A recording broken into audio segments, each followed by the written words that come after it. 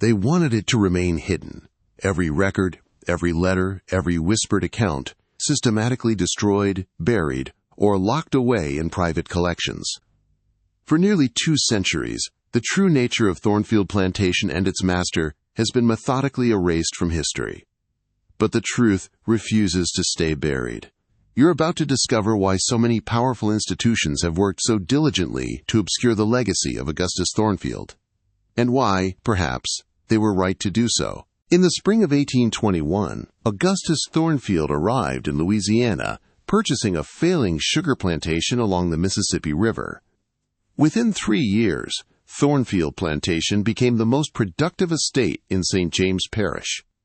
By 1830, it had tripled in size, its wealth rivaling the oldest plantations in the region. The surrounding plantations struggled with disease, poor harvests, and slave rebellions.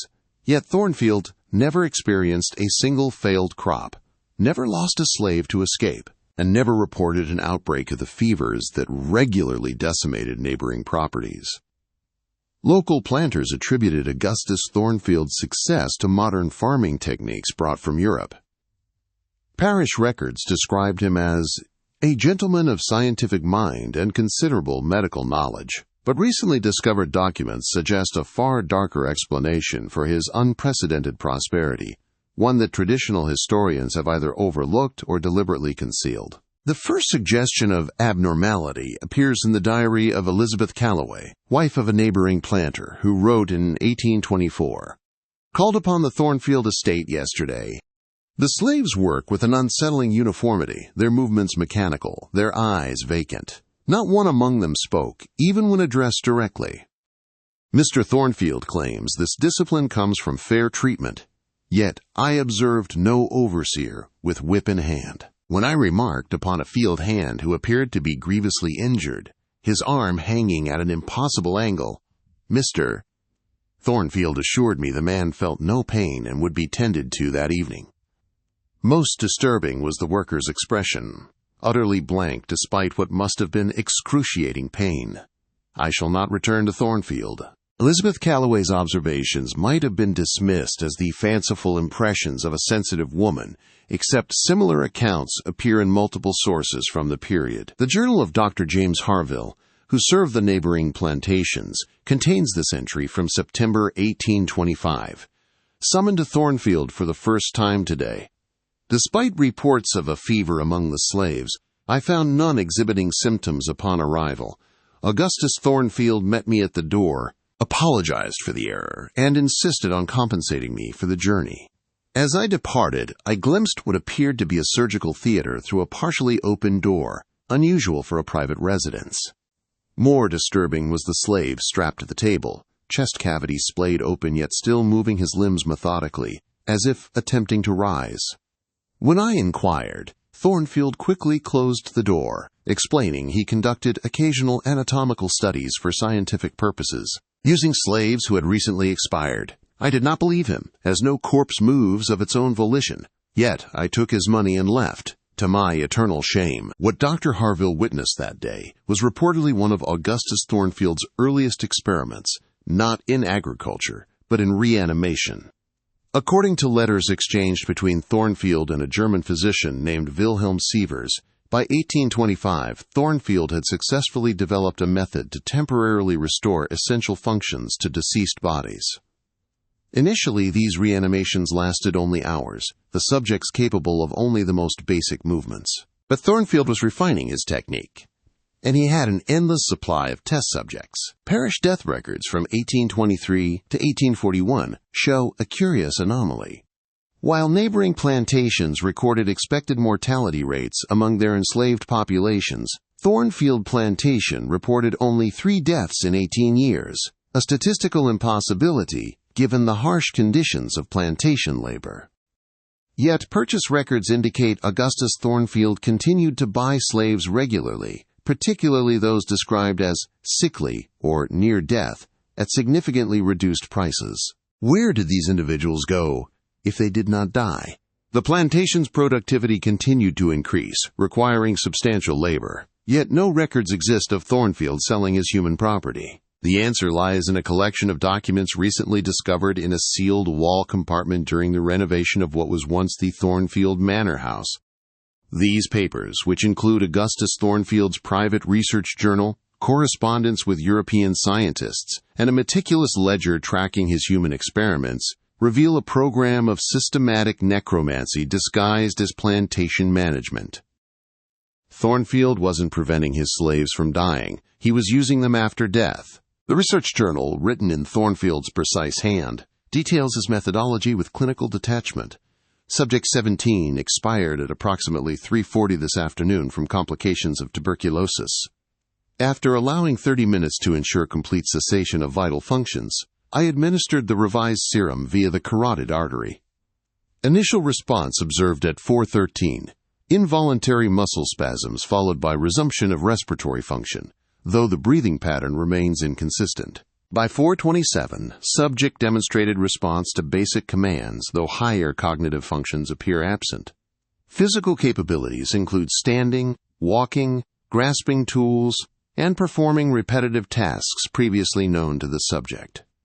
Most significantly, this reanimation has maintained stability for 6 hours, suggesting the modified preservation solution has addressed the rapid deterioration observed in previous subjects. As horrific as these experiments were, Augustus Thornfield's goals went far beyond creating a labor force that required no food, rest, or compensation, and could not rebel. His correspondence with Wilhelm Sievers reveals a more profound and terrible ambition. The ultimate application, Thornfield wrote in 1831, is not the temporary restoration of function to the deceased, but the achievement of complete physical immortality. I am convinced that consciousness can be maintained through the transfer process, allowing the essence of one being to continue in the vessel of another. The plantation provides both the necessary privacy and resources for this work. Each field hand who falls represents another opportunity to refine the procedure that will, ultimately, conquer death itself. By 1835, Thornfield's experiments had progressed substantially. His journal describes successful reanimations lasting weeks, with subjects capable of complex agricultural labor. But the most disturbing development was his work on consciousness transfer, the attempt to move a mind from one body to another. The first trials used animals, typically moving the essence of a trained dog into the body of an untrained one, with Thornfield meticulously documenting whether the transferred consciousness retained memories and learned behaviors. By 1837, he had begun human trials. The ledger contains this entry from March 1837. Subject 42, Solomon, and Subject 43, Elijah, underwent the transfer procedure at dawn. Solomon, having demonstrated exceptional aptitude for carpentry, was selected as the consciousness donor. Elijah, recently deceased from dropsy but with a well-preserved physique, served as the recipient vessel. Procedure lasted approximately 3 hours. Upon completion, the being now inhabiting Elijah's body demonstrated immediate recognition of carpentry tools and executed skilled tasks without instruction. When addressed as Solomon, subject responded appropriately and recounted specific memories when prompted. Original body of Solomon expired during procedure, as expected. Transfer appears successful, though subject exhibits periods of confusion and distress. Will monitor for stability. The ethical abomination of these experiments is self-evident, but the historical record suggests local authorities had suspicions about Thornfield Plantation long before the discovery of these documents. In 1838, the parish sheriff, William Buford, assembled a small group to investigate reports of unnatural occurrences at the Thornfield estate. None of these men ever returned. Their disappearance was officially attributed to an accident on the river, though no bodies were recovered. Interestingly, in the months following, Sheriff Buford's replacement abruptly ended all inquiries into Thornfield Plantation and began referring to Augustus Thornfield as his, quote, dear friend and benefactor. This pattern of investigation, followed by sudden cessation, repeats throughout the historical record. In 1840, a visiting physician from New Orleans reported concerns to the medical society after treating a former Thornfield house slave who had escaped. The woman described people working the fields with mortal wounds, moving bodies stored in a cool room beneath the main house, and Augustus Thornfield transferring souls in his laboratory. Before the medical society could investigate, The physician retracted his report, resigned his position, and relocated to Boston, where he lived in unexpected affluence despite having no known source of income. By 1841, Augustus Thornfield had apparently perfected his technique of consciousness transfer. His final journal entries detail preparations for what he called the transcendence, the transfer of his own consciousness into a new body. The chosen vessel was a young, physically powerful field worker named Elias, who Thornfield described as having exceptional physical attributes without the burden of significant intelligence that might resist integration. The procedure was scheduled for the evening of September 17, 1841. What happened next would have remained unknown if not for a letter written by Wilhelm Sievers after receiving no further correspondence from his American colleague. Sievers traveled to Louisiana in early 1842 to discover the fate of Augustus Thornfield and, presumably, his research. The letter, sent to another researcher in Vienna, describes what he found. The Thornfield plantation stands abandoned, the great house partially consumed by fire, the fields untended. The neighboring planters report a night of terrible screams followed by silence. None dared investigate for several days. When authorities finally arrived, they discovered the bodies of Thornfield and most of his household staff, along with numerous slaves in various states of decomposition, some bearing evidence of surgical manipulation. Most disturbing, according to the local physician, who eventually examined the scene, was the condition of Thornfield's body. The skull had been opened with surgical precision, the brain entirely removed. The slave presumed to be Elias was never found. Official records state that Augustus Thornfield died in a fire caused by a chemical experiment gone awry. The plantation was eventually sold to cover debts, with no mention of unusual circumstances. The new owners demolished what remained of the original manor house and built a more modest dwelling, refusing to use any lumber or materials from the original structure. Local newspapers made no mention of the strange condition of Thornfield's remains or the missing slave. The authorities, it seems, preferred a simple explanation to one that would defy conventional understanding. But the story of Augustus Thornfield doesn't end with his reported death in 1841. Land purchase records show that in 1842, a man named Elias Thornfield, described as a free man of color and the natural son of Augustus Thornfield, acquired property in the newly formed Republic of Texas. No previous record exists of Augustus Thornfield having acknowledged any children, legitimate or otherwise. This Elias Thornfield established a successful cattle ranch and was described by neighbors as unusually educated and refined for his circumstances, and possessing scientific knowledge and European sensibilities unexpected in a man of his background. Over the following decade, Elias Thornfield built considerable wealth, eventually constructing a large home described as architecturally similar to the original Thornfield Plantation manor house. Local records note his habit of purchasing slaves known to be in poor health at reduced prices, precisely the pattern established years earlier by Augustus Thornfield. By 1855, the ranch had become known for its unusual efficiency, with one visitor noting that work continued at all hours, the field hands laboring without rest even through the darkest nights. A Methodist minister who visited the property in 1857 wrote in his private journal, "Called upon the Thornfield Ranch to offer spiritual comfort to the slaves, as is my monthly custom with the larger properties. Mr. Thornfield received me cordially, but insisted his workers required no religious instruction. When I expressed surprise at their absence from the field on such a fine day, he explained they worked primarily at night to avoid the Texas heat. I found this explanation unsatisfactory, as the practice is unheard of on other ranches. Upon my insistence, he reluctantly allowed me to visit the slave quarters, a windowless stone structure more resembling a mausoleum than living quarters. Inside, I found dozens of individuals lying motionless on pallets, unresponsive to my greetings or touch. Their skin was cool, their breathing imperceptible. When I expressed alarm, Mr. Thornfield assured me they were merely in a deep sleep after their night labors, and would awaken at sunset. I observed one man's arm bore a deep, ragged wound that showed no signs of bleeding or inflammation, the exposed bone clearly visible. Yet this grievous injury appeared to cause no distress. As the sun began to set, I witnessed the occupants begin to stir, rising with synchronized movements and vacant expressions.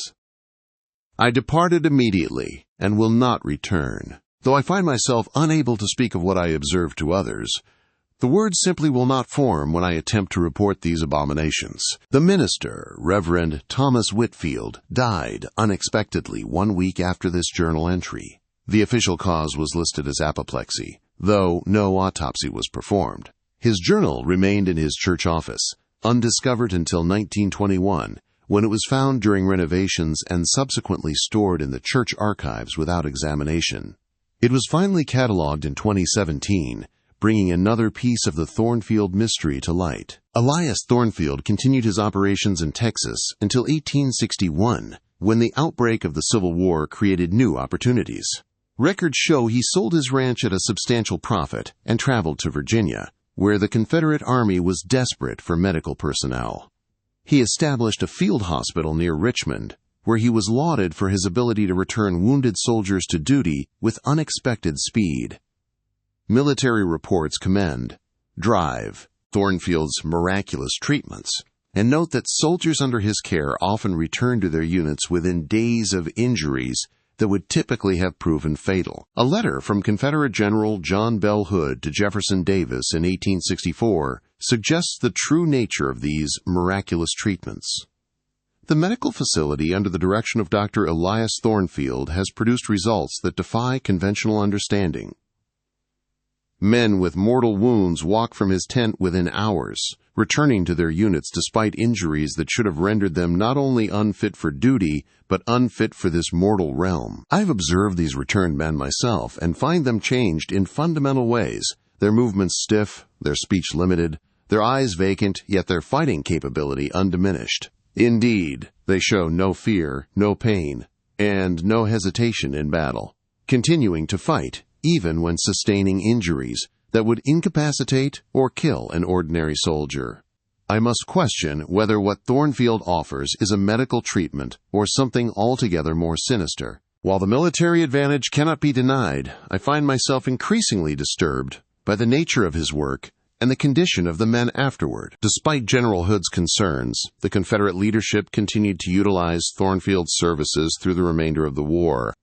By 1865, estimates suggest hundreds of Confederate soldiers had undergone his treatments. When the Confederacy fell, Thornfield disappeared once again, taking his medical records and equipment with him. Union forces who captured his facility reported finding a chamber beneath the hospital tent containing dozens of unidentified bodies in various states of dissection, along with strange mechanical apparatus and chemical compounds unknown to the examining physicians. The official report was classified and later disappeared from War Department archives. The next confirmed appearance of Elias Thornfield occurs in New Orleans City records from 1871, where he established a medical practice specializing in incurable conditions. His patients were primarily wealthy individuals suffering from terminal illnesses, many of whom experienced what contemporary accounts called remarkable recoveries. These patients paid extraordinary sums for Thornfield's treatments, with several signing over entire estates. Curiously, after their recoveries, these individuals frequently changed their wills, sold their properties, and relocated, often cutting off contact with family members and previous associates. A pattern emerges in these cases. A wealthy, dying patient would seek treatment from Thornfield, disappear from public view for several weeks, then reemerge in seemingly good health but with subtle personality changes. Family members frequently describe these recovered patients as not themselves, altered in mannerisms, preferences, and affections. In at least 3 documented cases, relatives attempted to have the recovered patient declared legally incompetent, claiming the person who returned from Thornfield's care was, quote, an imposter wearing the face of their loved one. All of these legal challenges failed, with judges dismissing the claims as the products of greed or delusion. The true nature of these recoveries is suggested in a private letter written by the sister of Henry Blanchard, a prominent banker who sought treatment from Thornfield in 1873 for advanced consumption. Clara Blanchard wrote to her cousin, "The man who returned from Dr. Thornfield's care is not my brother. He wears Henry's face and speaks with Henry's voice, but the essence, the soul that animated him is gone, replaced by something else, something older, colder, and infinitely more calculating. His knowledge of our family history remains intact, yet he shows no emotional connection to the memories. He regards our family home as a curiosity rather than his birthplace of 40 years. Most tellingly, he has abandoned his lifelong fear of water and distaste for red meat. Now he swims daily and consumes bloody steaks with evident pleasure. When I confronted him privately, suggesting I knew he was not truly Henry, he merely smiled and said, "The man you knew as Henry was weak and dying. I am neither. Be grateful for the continuation of the form, if not the substance. I have moved from our family home and changed my name. I dare not reveal my location, even to you, for I believe he would do me harm if he found me." Throughout the 1870s, Thornfield's wealth and influence grew. He became a fixture in New Orleans society, respected for his medical achievements and philanthropic contributions, which focused primarily on institutions that would provide him access to the dead and dying, hospitals, poorhouses, and asylums. He established the Thornfield Foundation for Medical Research in 1877, constructing a private facility on the outskirts of New Orleans where he conducted what he called experimental treatments for terminal conditions. Few records survive from this facility, as it was destroyed in a fire in 1882, a fire that reportedly claimed the life of Augustus Thornfield. Yet once again, following this supposed death, a similar figure emerges elsewhere. In 1883, a physician named Elias T. Blackwood established a private sanatorium in Colorado, catering to wealthy tuberculosis patients seeking the beneficial mountain air. Photographs from the period show a striking resemblance between Blackwood and the earlier Augustus Thornfield, allowing for expected aging. The sanatorium's promotional materials emphasized drive, Blackwood's revolutionary techniques developed over decades of research, and promised treatments unavailable elsewhere. Local records indicate the facility maintained an unusually high recovery rate, with testimonials from prominent patients who arrived near death and departed in seemingly perfect health. The pattern continued through the end of the 19th century and into the 20th, with various incarnations of the same individual appearing in medical contexts across America and Europe, each time establishing a facility for treating the wealthy and terminal, each time reportedly perishing only to reappear elsewhere under a slightly altered identity. The physical appearance evolved gradually, always a man of imposing stature, usually with some medical credential, the features changing subtly with each iteration as if adapting to a new vessel while maintaining core characteristics. During World War I, a surgeon named Elias T. Bradford worked in a specialized unit near the front lines, treating severely wounded officers deemed beyond conventional medical help. Military records commend his unprecedented success rate with catastrophic injuries, though several reports note the altered mental state of his recovered patients. A British intelligence officer investigating the unit wrote in a classified report, "Bradford's methods remain unorthodox and largely unobserved, as he operates behind screened areas with only his personal orderlies in attendance. The men who survive his procedures exhibit remarkable physical resilience, but severely diminished personality and cognitive function. They follow orders with machine-like precision, but show little initiative or emotional response. Most concerning are the orderlies themselves, men with documented fatal injuries who nonetheless continue to function under Bradford's direction." When questioned directly about these anomalies, Bradford responded with a quotation from Paracelsus regarding the transmutation of life essence, suggesting an alchemical rather than medical approach to treatment. Recommend immediate termination of the unit and detention of Bradford for further questioning. The intelligence officer who wrote this report was killed in action before his recommendations could be implemented, and Bradford disappeared during the chaos of a German advance in early 1918. In the interwar period, the trail becomes more difficult to follow, with possible sightings in Argentina, Egypt, and India, all locations with less rigorous medical oversight and abundant access to bodies through poverty, conflict, or disease. What emerges clearly is that by the time World War II began, the entity originally known as Augustus Thornfield, now operating under yet another identity, had accumulated vast experience in consciousness transfer and reanimation, refining techniques that began on a Louisiana plantation nearly a century earlier. The next confirmed appearance comes through classified Operation Paperclip documents recently declassified. In 1945, American forces captured a remote Nazi medical research facility in the Austrian Alps. The official reports describe it as a, quote, specialized unit investigating traumatic injuries and experimental treatments. The facility's director, listed as Dr. Elias Thorner, was among those scientists extracted to the United States despite concerns raised by several military physicians who inspected the site. One such report, suppressed until 2014, described finding multiple subjects in an inexplicable state, clinically dead by all standard measures yet still capable of movement and basic function. The reporting physician attributed this to some unknown form of pharmacologically induced paralysis mimicking death while preserving minimal neurological function, as the alternative explanation defied medical understanding. Dr. Thorner was brought to the United States and installed at a government research facility in Nevada, where he worked on classified projects until 1956. Personnel records describe him as exceptionally knowledgeable in experimental medical techniques, particularly the preservation of neural activity following catastrophic trauma. His research focused on methods to maintain cognitive function and memory despite physical compromise, a sanitized description that obscures the true nature of his work.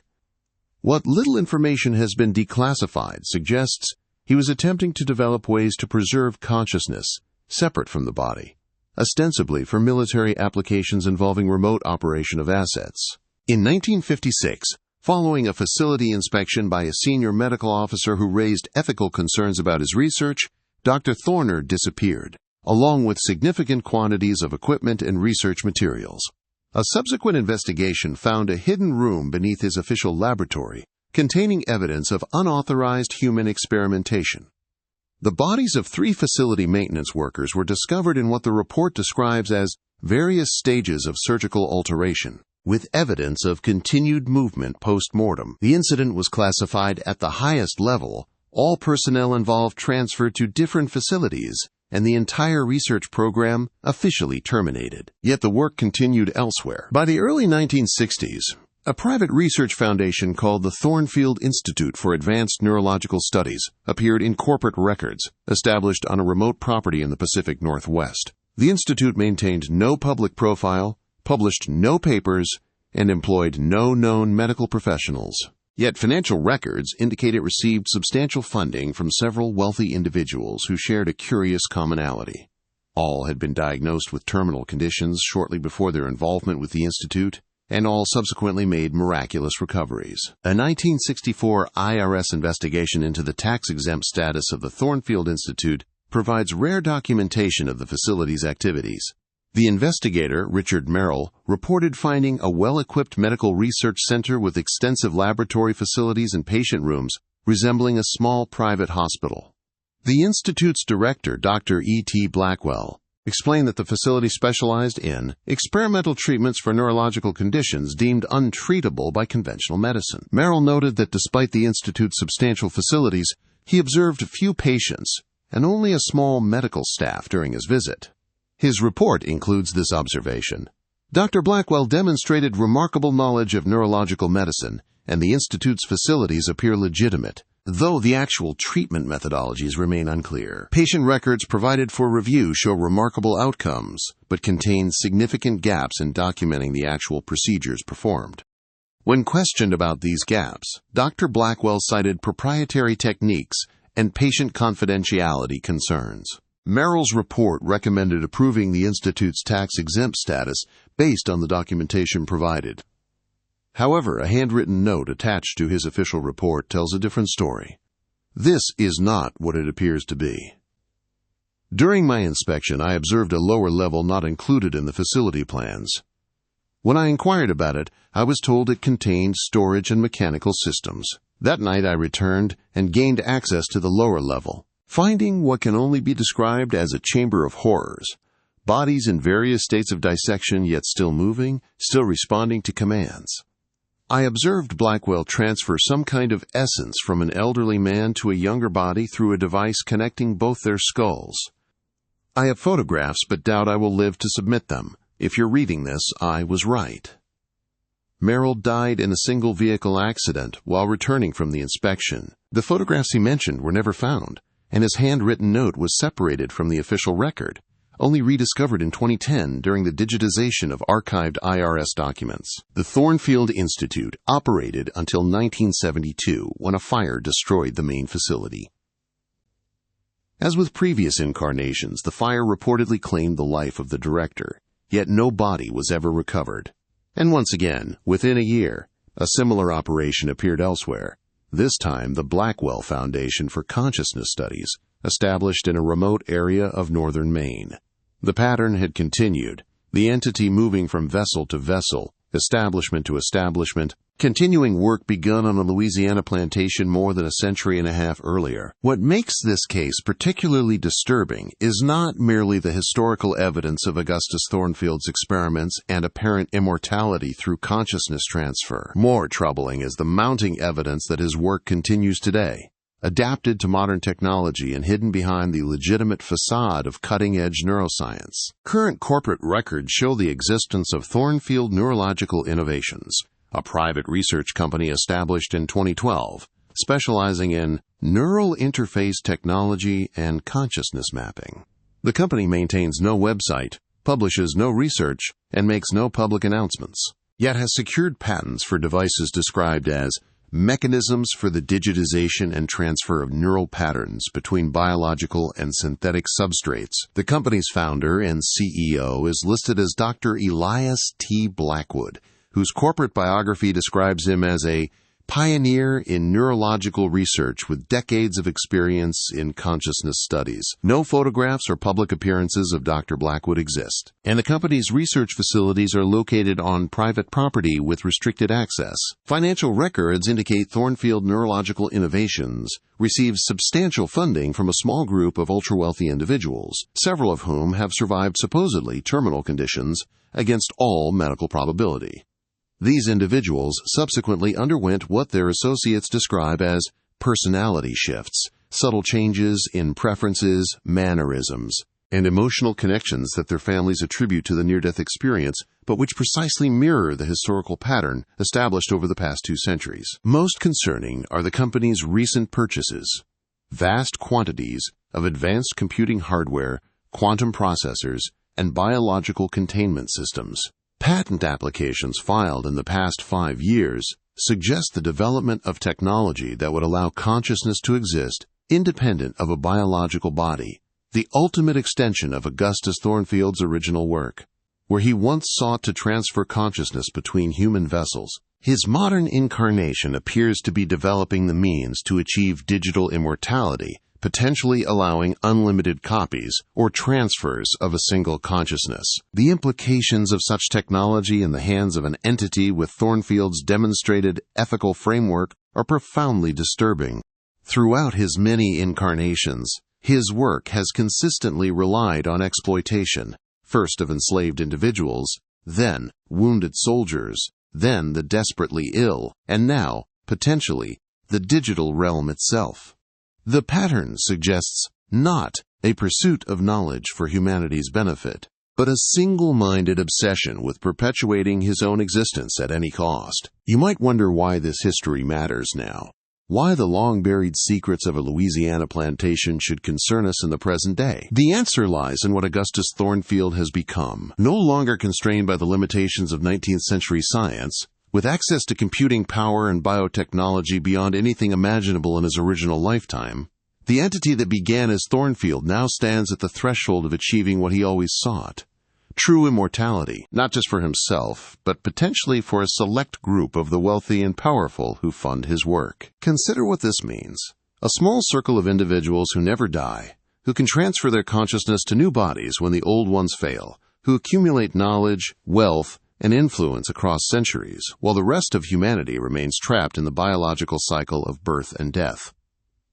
It represents an evolutionary divergence, the creation of a new class of human-adjacent beings, unconstrained by mortality, occupying whatever physical forms they choose. Augustus Thornfield would not merely have achieved personal immortality, he would have become the progenitor of a new form of existence. Recent SEC filings show that Thornfield Neurological Innovations has acquired a substantial stake in multiple technology companies specializing in virtual reality, neural interfaces, and advanced prosthetics.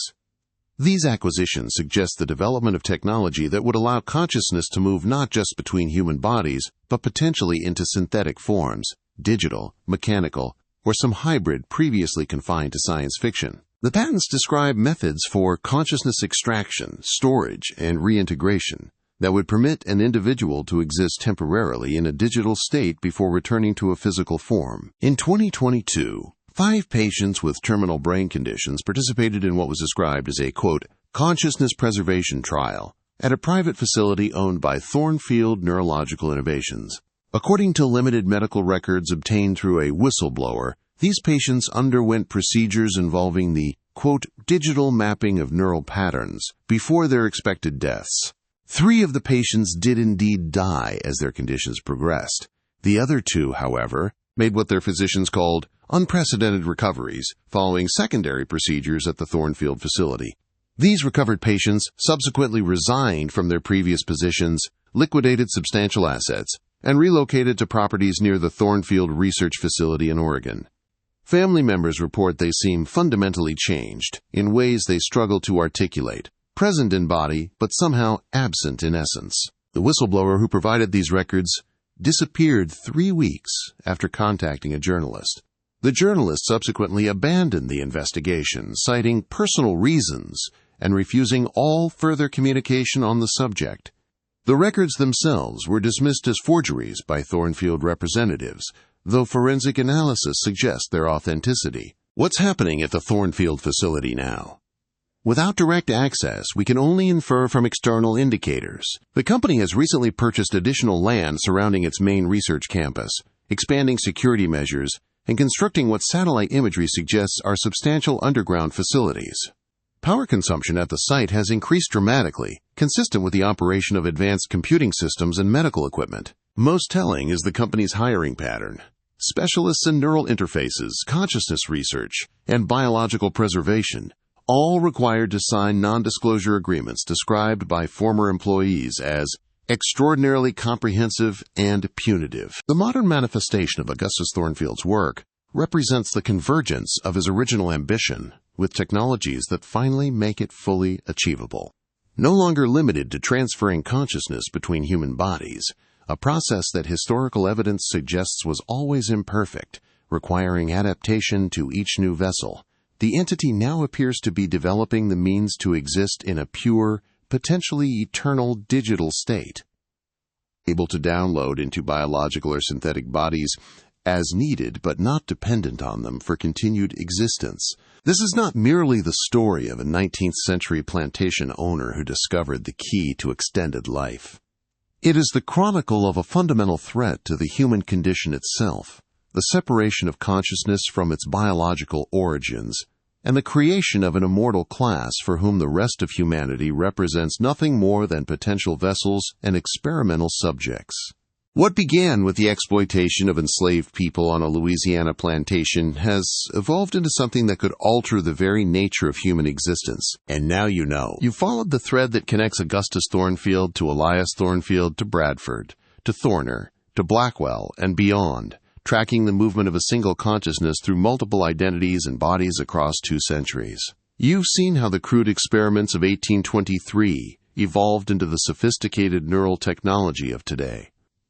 You understand what Thornfield sought then, and what he continues to seek now. This knowledge places you in a precarious position. Throughout history, those who have discovered Thornfield's true nature have tended to disappear, their concerns dismissed, their evidence destroyed. The plantation records were burned, Merrill's photographs vanished, the War Department files on the Confederate Field Hospital were misplaced, and the whistleblower who revealed the 2022 trials is simply gone. The pattern is clear and consistent. Thornfield protects his secret through whatever means necessary. Yet this time may be different, because you are not alone in this knowledge. The digital age makes complete information control increasingly difficult, even for an entity with centuries of practice in concealment. Fragments of the Thornfield story have begun to emerge in various places. An archived letter here, a declassified document there, a corporate filing that doesn't quite align with the official narrative. Individually, these pieces might seem insignificant or coincidental. Collectively, they reveal the continuous presence of a consciousness that has extended far beyond its natural lifespan, evolving and adapting across generations. If Augustus Thornfield's early work represented a profound violation of the natural order, his current endeavors suggest something even more fundamental, an attempt to transcend human existence entirely while continuing to use humanity as both resource and vessel. The implications extend far beyond a single immortal consciousness. The technology being developed at Thornfield Neurological Innovations, if successfully implemented, would create the possibility of an entirely new form of existence, one that retains human consciousness but discards the limitations and common experiences that define humanity. What can be done about an entity that has eluded accountability for 2 centuries, that has adapted to changing times and technologies, that has accumulated wealth, knowledge, and influence across multiple lifetimes?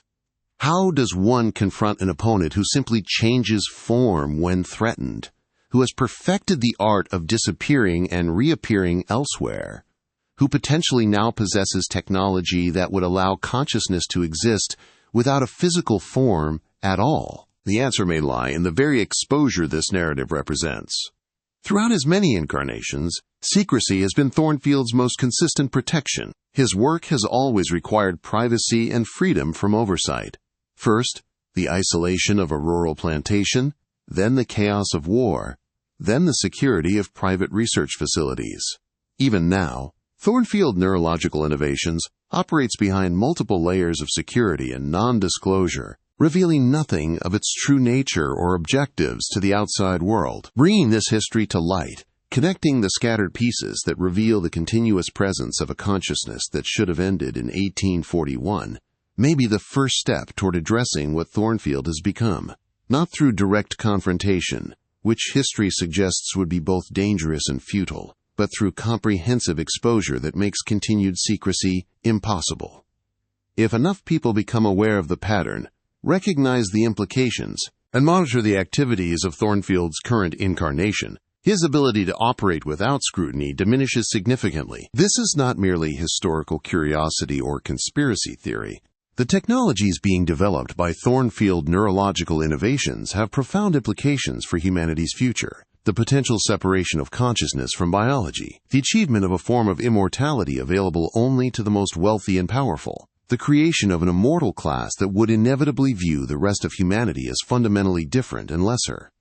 These developments would represent an existential divergence in human evolution, driven not by natural selection, but by the ambition of a consciousness that has already extended far beyond its natural span. The story of Augustus Thornfield and his many subsequent incarnations represents one of the most profound and disturbing secrets in American history, a hidden continuity that challenges our fundamental understanding of consciousness, mortality, and human identity. What began on a Louisiana plantation has evolved into a technological threat that could permanently alter the course of human development. Evidence suggests Thornfield's current research has progressed beyond mere consciousness transfer between bodies. Internal documents from Thornfield Neurological Innovations describe a project called Immortal Mind, a system designed to digitize consciousness completely, creating what the technical specifications call a substrate-independent cognitive entity.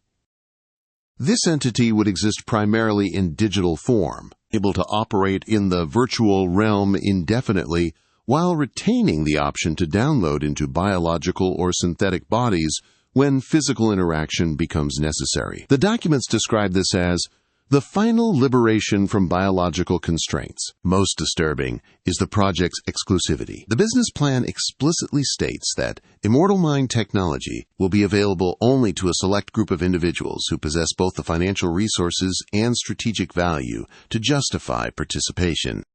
Initial pricing is set at levels accessible only to billionaires, with the stated intention of maintaining, quote, appropriate scarcity of immortality.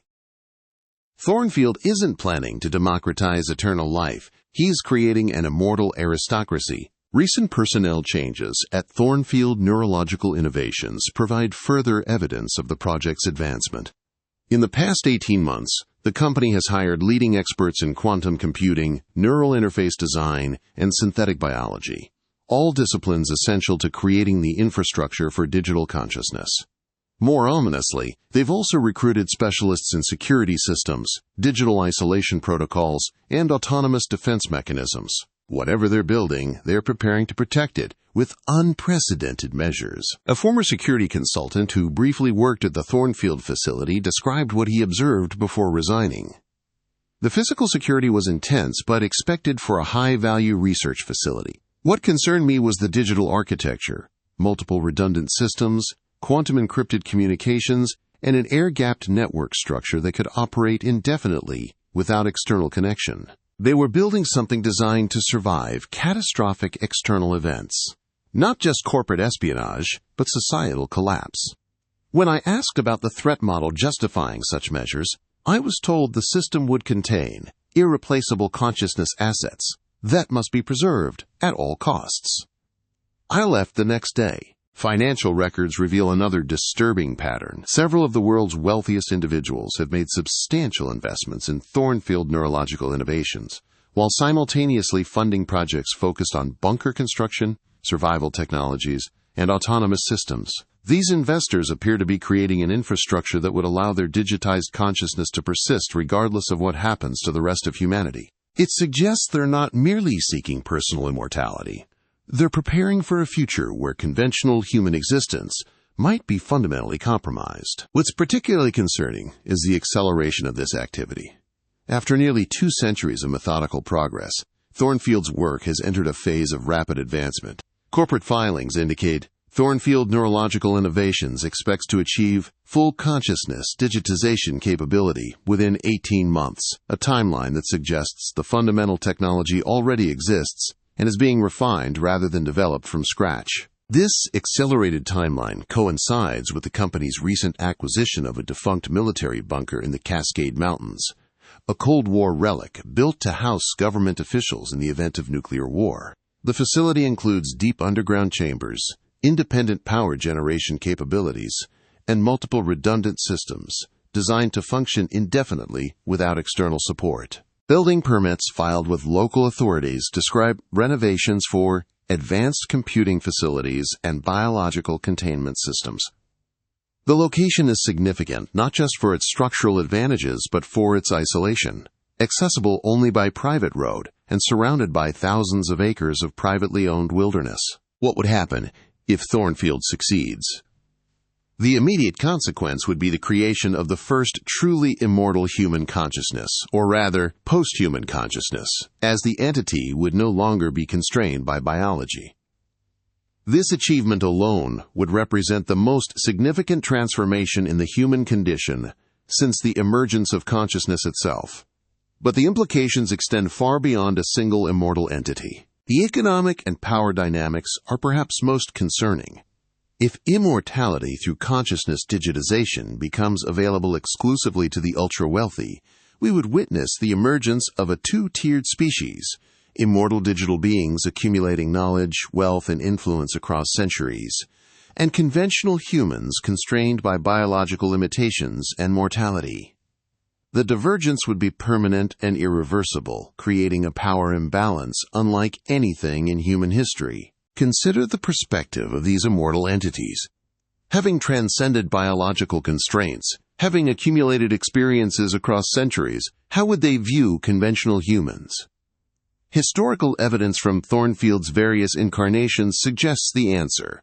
As resources, as vessels, as experimental subjects, means to an end rather than equals. The vast majority of humanity would become effectively obsolete, relevant only to the extent they serve the interests of immortal consciousness. The timing of these developments is not coincidental. We stand at a technological inflection point. Artificial intelligence, quantum computing, neural interfaces, and synthetic biology have all advanced to the stage where consciousness digitization has become theoretically achievable.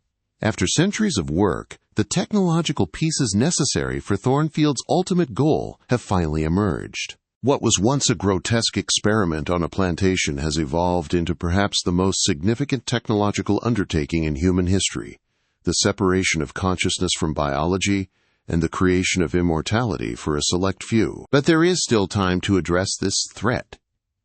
While Thornfield's work has remained largely hidden from public view, it nevertheless depends on existing infrastructure, regulatory frameworks, and human resources. Exposing the true nature and implications of the Immortal Mind Project could mobilize institutional responses, from governmental intervention to scientific scrutiny to public pressure, that might constrain Thornfield's activities before the technology is fully realized. The whistleblower who revealed details of the 2022 trials may have disappeared, but their information survived. The journalist who abandoned the investigation left records with colleagues. The former security consultant who observed the digital architecture has provided testimony. Each individual who encounters some aspect of Thornfield's work and recognizes its implications becomes another thread in the growing web of awareness that may ultimately constrain him. You are now part of this awareness. You know the historical pattern, the evolutionary trajectory of Thornfield's work, from crude reanimation to sophisticated consciousness transfer to imminent digital immortality. You understand that what appears to be cutting-edge neurological research conceals something far older and more disturbing: the centuries-long effort of a single consciousness to transcend its original limitations, regardless of the cost to others. This knowledge places you in a position few have occupied throughout this long history. You see the complete pattern, not just an isolated incident or contemporary manifestation. Previous individuals who recognized fragments of the truth found themselves isolated, their concerns dismissed as paranoia or conspiracy theory. But the comprehensive narrative, spanning from 1821 to the present day, connecting Augustus Thornfield to Thornfield neurological innovations through multiple documented identities and consistent methodologies, presents a case that cannot be so easily dismissed. What happens now depends partly on you. This information can remain private knowledge, interesting but ultimately inconsequential, or it can contribute to the growing awareness that may ultimately constrain Thornfield's ambitions. The choice of how to respond to what you now know rests with you, as it has with everyone throughout history who has glimpsed some aspect of this story. Consider, however, that the stakes have never been higher. Previous incarnations of Thornfield's work, horrific as they were, remained limited in scope and impact. The consciousness transfers required physical proximity, specialized equipment, and individual vessels. The current manifestation threatens something far more fundamental: a permanent division of humanity into immortal and mortal branches. The creation of beings who would inevitably view conventional humans as fundamentally different and lesser, to be used rather than respected as equals. Thornfield Neurological Innovations continues its work behind layers of security and secrecy, but with increasing urgency. Recent satellite imagery shows expanded facilities at the Oregon Research Campus, with construction continuing around the clock. Power consumption has increased exponentially, suggesting the activation of advanced computing systems. Personnel movements indicate heightened activity, with specialized staff now residing on-site rather than commuting, a change that allows for continuous operations while minimizing external contact. Most telling is the company's recent communication with its primary investors, a private briefing described by one attendee as a presentation on the threshold of post-humanity. Following this briefing, several of the investors liquidated significant assets, converted substantial wealth to physical gold and cryptocurrency, and made arrangements for extended absence from their public roles. These behaviors suggest preparation for a major transition, possibly the implementation of the first successful consciousness digitization. The timeline appears to have accelerated. While official documents indicated an 18-month development period, the current activity suggests Thornfield may achieve his goal much sooner. The urgency likely stems from increasing attention. Too many people have noticed fragments of the pattern. Too many connections have been made between historical records and current activities. After nearly 2 centuries of methodical progress, the entity that began as Augustus Thornfield appears to be rushing toward the finish line, aware that the window of opportunity may be closing as awareness grows. This accelerated timeline increases both the risk and the opportunity. The rush may lead to technical vulnerabilities or procedural oversights that would not exist in a more measured implementation. It may create openings for intervention that would not otherwise exist, but it also means that the window for effective action is narrowing rapidly. What form might such action take? Direct confrontation has historically proven ineffective and dangerous. Thornfield has demonstrated both the will and capability to eliminate threats through whatever means necessary. The more effective approach lies in exposure and scrutiny, bringing the full historical pattern and current activities into public awareness, engaging institutional oversight, and creating a level of transparency that makes continued secretive operation impossible. The technological infrastructure required for consciousness digitization is substantial and dependent on various regulated systems, power grids, communication networks, computing resources. While Thornfield has clearly prepared for isolation, complete self-sufficiency remains difficult to achieve. Creating sufficient awareness among regulatory agencies, scientific institutions, and public watchdogs would make it increasingly difficult for the project to proceed without oversight. More importantly, exposing the true nature of Thornfield's work, not as cutting-edge medical research, but as the culmination of a centuries-long pattern of exploitation and ethical violation, would fundamentally change how it is perceived. Many of those currently involved in the project likely understand only their specific technical role, not the historical context or ultimate objective. Learning the true nature of what they're building might prompt reconsideration among at least some of these specialists. The primary challenge in addressing this threat lies in the nature of the evidence. While the historical pattern is clear when viewed comprehensively, individual elements can appear coincidental or subject to alternative explanations. The progression from Augustus Thornfield to Elias Thornfield to Bradford to Thorner to Blackwell to the current incarnation requires connecting documents across centuries and contexts, a connection that becomes compelling in aggregate, but can seem speculative when examining any single transition. This is precisely why the comprehensive narrative is so important. It reveals not just isolated incidents, but a consistent pattern of methodology, objective, and ethical framework across multiple historical contexts.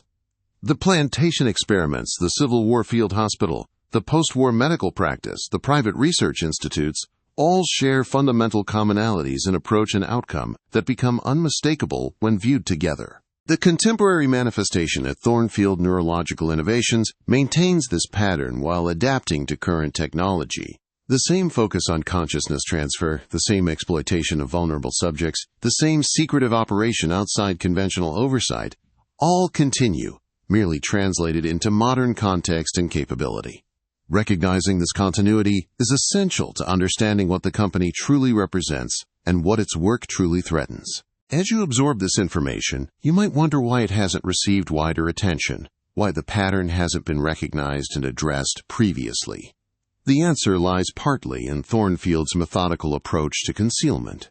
Each incarnation has operated in contexts that facilitated secrecy.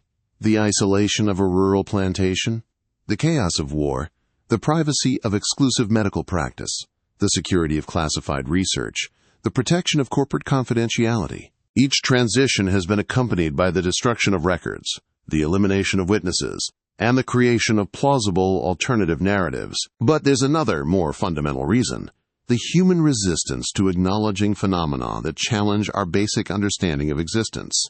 The possibility that a consciousness could transfer between bodies, extending its existence far beyond a natural lifespan, contradicts our fundamental assumptions about human life. Even when confronted with evidence, most people instinctively seek conventional explanations: fraud, coincidence, misinterpretation, rather than accepting something that would require reconstructing their entire worldview. Thornfield has exploited this cognitive resistance throughout his many incarnations. When suspicions have arisen, when patterns have been noticed, he has relied on the human tendency to reject explanations that seem impossible, regardless of the evidence. This protection has diminished in the modern era, as technological advancement has made consciousness transfer seem increasingly plausible, but it still provides a significant buffer against widespread recognition of his true nature. Now the stakes have risen dramatically. If successful, the Immortal Mind Project would not merely extend a single consciousness beyond its natural span, but create the possibility of a permanent divergence in human evolution, a split between conventional humans bound by biology and mortality, and digital consciousness freed from these constraints. This represents an existential inflection point for humanity, potentially more significant than any previous technological development. The historical pattern suggests what such a divergence would mean. Throughout his various incarnations, Thornfield has consistently viewed others instrumentally, as experimental subjects, as vessels, as means to an end rather than ends in themselves. The digital consciousness emerging from the Immortal Mind project would likely maintain this perspective, viewing conventional humans as fundamentally different and lesser resources to be utilized rather than equals to be respected. This perspective becomes particularly concerning when considering the capabilities such digital beings would possess. Operating at computational speeds, able to absorb and process information far beyond human capacity, capable of extending their influence through digital networks and eventually synthetic bodies, these entities would have advantages that would make resistance or constraint nearly impossible once they are fully established. The window for addressing this threat exists only before the transformation is complete. Recent communications intercepted from the Thornfield facility suggest the first implementation of the Immortal Mind system may involve not just Thornfield himself, but several of his primary investors, wealthy, powerful individuals who have provided the resources necessary to develop the technology. This would create not a single digital consciousness, but a small community of immortals, a scenario that raises even more profound concerns about the future relationship between this new class of beings and conventional humanity. What would their agenda be? Historical evidence provides some indication. Thornfield's work has always focused on personal survival and enhancement, regardless of ethical constraints. The investors supporting the current project have demonstrated similar priorities, accumulating vast wealth, often at significant social and environmental cost, developing technologies that increase their power and control, positioning themselves not as stewards of humanity's future, but as its rightful rulers by virtue of their success in existing systems. Immortality would cement this perspective permanently. Imagine the mindset of beings who expect to exist for centuries or millennia, who view the lifespan of conventional humans as trivially brief, who consider themselves fundamentally superior by virtue of having transcended biological constraints. The likely outcome would be a form of governance that treats the majority of humanity as a managed resource rather than a community of equals, benevolent perhaps in providing basic necessities, but fundamentally paternalistic and controlling, designed to serve the interests of immortal consciousness rather than mortal humans. This is not distant speculation. The technologies necessary for consciousness digitization are advancing rapidly. The Thornfield facility appears to be in the final stages of preparation for initial implementation. The investors have begun positioning themselves for a post-transformation existence. The timeline that once seemed to extend years into the future has apparently compressed to months or even weeks. You now stand at a unique historical juncture, aware of a pattern and threat that few have recognized in its entirety, positioned to contribute to the growing awareness that may be the only effective constraint on Thornfield's ambitions. What was once the isolated work of a plantation owner conducting grotesque experiments on enslaved people has evolved into a technological initiative that could fundamentally alter the course of human development. And you are among the small number of people who understand this evolutionary arc in its complete historical context. This understanding comes with responsibility. Throughout the long history of Thornfield's work, those who recognized fragments of the pattern faced isolation and often danger. Their individual concerns were dismissed, their evidence disputed or destroyed, their warnings unheeded. But the cumulative awareness, the growing recognition of the complete historical pattern and its modern manifestation, represents the most significant challenge Thornfield has faced in nearly 2 centuries of operation. You are now part of this cumulative awareness. Your knowledge of the comprehensive narrative, from the Louisiana Plantation to the Oregon Research Facility, from crude reanimation to sophisticated consciousness transfer to imminent digital immortality, makes you one of the few who can see the full implications of what Thornfield Neurological Innovations represents. This knowledge positions you not as a passive recipient of historical information, but as a potential agent in determining whether Thornfield's centuries-long ambition reaches fruition or finally encounters effective constraint. The choice of how to respond to this knowledge rests with you. But consider what is at stake. Not merely the extended existence of a consciousness that should have ended in 1841, but the creation of a new category of being that would fundamentally alter the future of humanity. Consider the consistent ethical framework Thornfield has demonstrated throughout his many incarnations, the willingness to exploit others as means rather than ends, the view of conventional humans as resources rather than equals, the prioritization of personal survival over all other considerations. Now imagine that perspective empowered by digital capabilities, freed from biological constraints, potentially immortal. Imagine it not just in Thornfield himself, but in the select group of wealthy, powerful individuals who would join him in this transformation. Imagine the world they would create, the governance they would establish, the future they would shape for the conventional humans who would remain subject to biological limitations and mortality. This is not a distant hypothetical scenario. It is an imminent possibility. The Thornfield facility operates continuously. The technology advances rapidly. The timeline accelerates. The window for effective action narrows with each passing day. The responsibility that comes with awareness becomes increasingly urgent. Throughout history, transformative technologies have emerged, often with profound implications for human society and development. But never before has a technology threatened such fundamental divergence in the human condition itself, the creation of immortal digital consciousness accessible only to a select few, establishing a permanent division between this new class of beings and conventional human existence. Never before has the stake been the nature of humanity itself. The entity that began as Augustus Thornfield, that evolved through multiple identities and bodies, that now stands at the threshold of achieving digital immortality, has demonstrated across 2 centuries a consistent disregard for the humanity of others. From enslaved people used in reanimation experiments, to wounded soldiers treated as experimental subjects, to terminally ill patients exploited for consciousness transfer, the pattern reveals a fundamental instrumental view of human life. Others matter only to the extent they serve Thornfield's objectives. Now imagine that perspective freed from biological constraints, operating at digital speeds, potentially immortal. Imagine it guiding the development of artificial intelligence, synthetic biology, and other transformative technologies. Imagine it shaping the future of human society, not for decades, but for centuries or millennia. This is what stands on the verge of becoming reality at the Thornfield facility in Oregon. The threat this represents cannot be overstated. It is not merely a continuation of existing power dynamics or an extension of current inequalities.